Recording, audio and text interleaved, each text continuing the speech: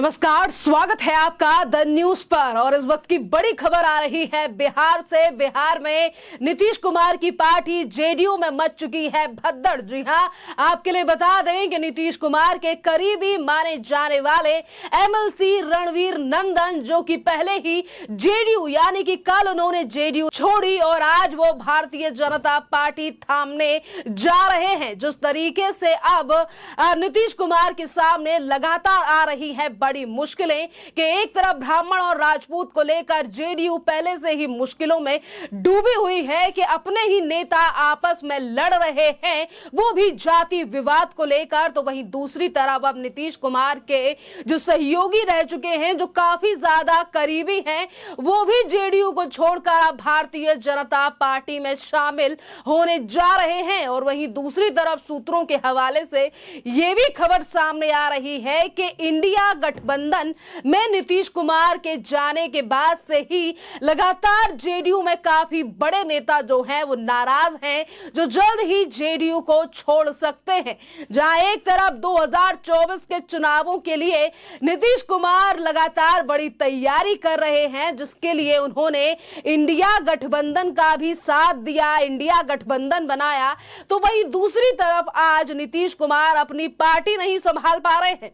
जी हां, ये लगातार सवाल जो है वो नीतीश कुमार को लेकर उठ रहा है कि जो नीतीश कुमार इंडिया गठबंधन को लेकर ये बयान देते हैं कि वो इंडिया गठबंधन को साधने में व्यस्त हैं, उनके पास ज्यादा समय नहीं है, वो इंडिया गठबंधन को एक साथ ला रहे हैं। तो वहीं दूसरी तरफ कहीं ना कहीं जेडीयू में जो है वो बड़ी फूट पड़ती हुई नजर आ रही है, चाहे फिर वो जाति विवाद को लेकर हो या फिर बिहार की रणनीतियों को लेकर। क्योंकि आज अगर जेडीयू में ये बड़ी फूट और दरार देखने के लिए मिल रही है, तो इसका एक बड़ा खामियाजा जो है वो नीतीश कुमार के लिए आने वाले लोकसभा चुनाव में मिल सकता है। क्योंकि अपनी ही पार्टी के बड़े नेता आज जेडीयू को छोड़ रहे हैं और वहीं कहीं ना कहीं नीतीश कुमार की नीतियों को लेकर सवाल उठ रहा है। अब बात करते हैं डॉक्टर रणवीर नंदन को लेकर। आपके लिए बता दें कि रणवीर नंदन जो है वो जेडीयू के पूर्व एमएलसी हैं और नीतीश कुमार के काफी ज्यादा करीबी। कल उन्होंने पार्टी पद से इस्तीफा दिया, जिसके बाद जो है वो पार्टी से उन्हें निष्कासित कर दिया गया और उन्होंने ऐलान किया था कि वो 2 अक्टूबर तक अपनी आगे की रणनीति बनाएंगे। और रणवीर नंदन जो है वो कई बार देश के प्रधानमंत्री नरेंद्र मोदी और नीतीश कुमार को साथ आने के लिए अपनी बात रख चुके थे और शायद यही बड़ा कारण है कि उन्होंने जेडीयू से अपने पद से इस्तीफा दिया, क्योंकि वो इस इंडिया अलायंस या फिर बिहार में चल रही सरकार यानी कि आरजेडी और जेडीयू के समर्थन में नहीं थे। और यही बड़ा कारण रहा कि उन्होंने पार्टी पद से इस्तीफा दिया। और कल जो इस्तीफा दिया गया था वो भी एक रोमांचक बात थी कि उन्होंने अपना इस्तीफा सिर्फ और सिर्फ एक लाइन में लिखकर दिया। उन्होंने कारण नहीं बताया था कि आखिरकार वो जेडीयू क्यों छोड़ रहे हैं। पर नीतीश कुमार के करीबी आज अगर पार्टी छोड़कर और सरकार छोड़कर बीजेपी में शामिल होने जा रहे हैं और 10 साल बाद ये जो है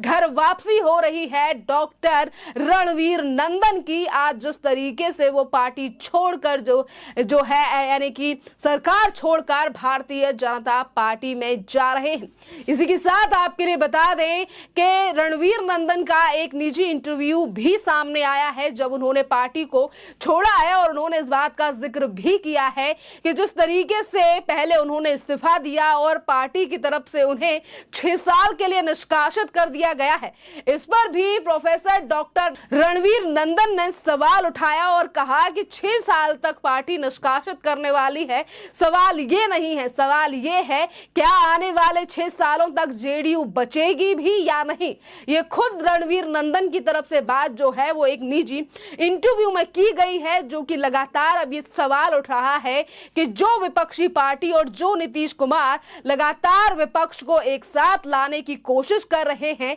कहीं ना कहीं वो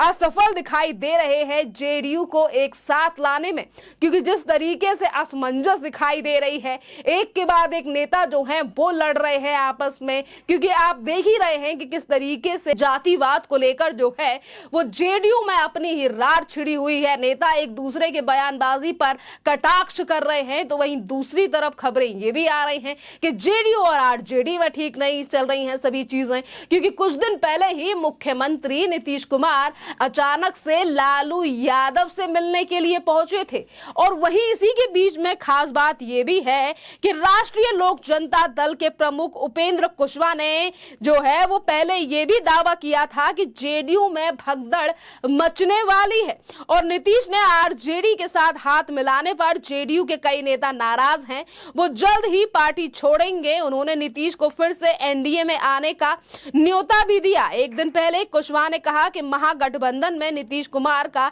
दम घुट रहा है और वे अंदर से परेशान हैं और वो जल्द ही इंडी गठबंधन का, यानी कि ये जो इंडी अलायंस बनाया गया है, इसका दामन छोड़कर भारतीय जनता पार्टी के साथ दामन थाम सकते हैं, यानी कि फिर एक बार एनडीए के साथ आ सकते हैं। पर इसी के साथ आपके लिए बता दें कि जहां एक तरफ जेडीयू में भगदड़ मची हुई है, वहीं दूसरी तरफ अगर बात करें नीतीश कुमार को लेकर, तो पिछले ही दिनों हमने देखा कि विपक्षी पार्टियों की महाजुठन जो पार्टी थी, जहां पर तमाम राजनीतिक पार्टियां और तमाम विपक्षी पार्टियां एक साथ गईं, एक मंच पर आईं, वहां नीतीश कुमार नहीं पहुंचे, बल्कि दीनदयाल उपाध्याय की जयंती के मौके पर वो भारतीय जनता पार्टी के एक प्रोग्राम में शामिल होने के लिए पहुंचे, जिसको लेकर यह सवाल भी खड़ा हुआ, क्या नीतीश कुमार खुद भी एनडीए में आना चाहते हैं? तो इसको लेकर सुशील कुमार मोदी की राय भी सामने आई और जब नीतीश कुमार से इस पर सवाल पूछा गया तो उन्होंने कहा कि एनडीए में जाने की बात जो है वो महज अफवाह है, वो तो इंडिया अलायंस को एक साथ करने में काफी ज्यादा व्यस्त हैं। पर अब ऐसा लग रहा है कि नीतीश कुमार इंडिया अलायंस को व्यस्त करने में या फिर एक करने में इतने ज्यादा व्यस्त हो चुके हैं कि आज उनकी खुद की पार्टी जो है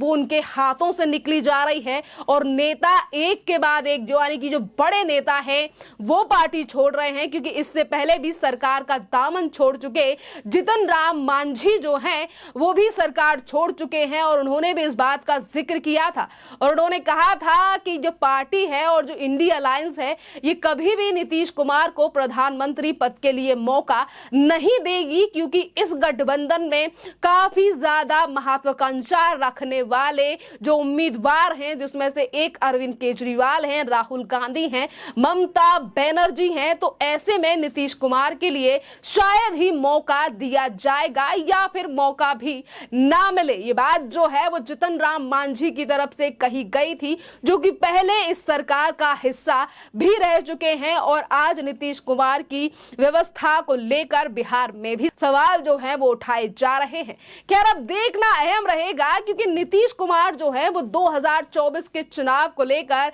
काफी ज्यादा विपक्षी एकता को एक करने में लगे हुए हैं, पर वहीं दूसरी तरफ अपने अपने राज्यों में ये पार्टियां जो हैं वो एक दूसरे से काफी ज्यादा लड़ रही हैं, यानी कि एक दूसरे के ऊपर इन पार्टियों के द्वारा आरोप लगाए जा रहे हैं, गिरफ्तारियां कराई जा रही हैं। तो ऐसे में देखना अहम रहेगा कि नीतीश कुमार अपनी पार्टी पर ज्यादा ना ध्यान देकर इंडी अलायंस पर तो ध्यान दे रहे हैं, तो क्या वो इन विपक्षी पार्टियों की जो खटास है एक दूसरे को लेकर उसे कम कर पाएंगे और क्या विपक्षी पार्टी या फिर विपक्षी एकता को एक साथ लाने में बिखर जाएगी जेडीयू, जिस तरीके से रणवीर नंदन की तरफ से कहा गया है कि इस बात पे क्या भरोसा कि आने वाले 6 सालों तक भी जेडीयू रहेगी या फिर नहीं। खैर इस पूरे मामले पर आप लोगों की जो भी राय हो आप भी हमें कमेंट कर जरूर बताइए। धन्यवाद।